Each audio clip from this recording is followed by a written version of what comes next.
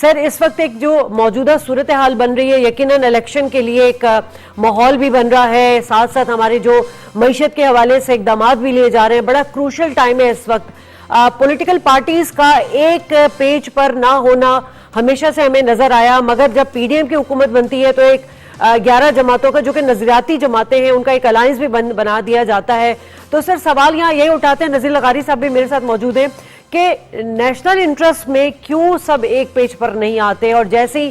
وہ وقت ختم ہوتا ہے تو آپ کے اختلافات شروع ہو جاتے ہیں؟ بسم اللہ الرحمن الرحیم۔ دیکھیے جی، پی ڈی ایم جو بنا تھا اس میں بھی سارے ایک نظریے کی جماعتیں نہیں تھی، اس میں لیفٹسٹ بھی تھی، اس میں رائٹسٹ بھی تھی، اس میں ہر ایک کا اپنا اپنا منشور ہے، اپنا اپنا ایجنڈا ہے، لیکن ملک بچانے کے لیے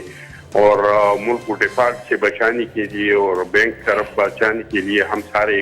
ہو گئے تھے۔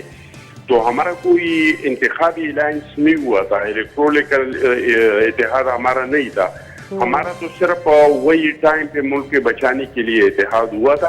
اور پاکستان کے سیاستدانوں نے تو ہمیشہ یہ میچیورٹی کا مظاہرہ کیا ہے کہ جب بھی ملک پہ ٹف ٹائم آیا ہے تو انہوں نے اپنے سارے مفادات جو ہیں وہ ایک سائڈ رکھے ہیں اور ملک کو ترجیح دیا ہے۔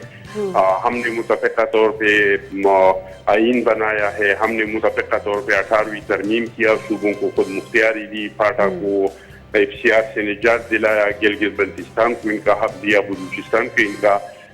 حق جو ہے وہ دیا۔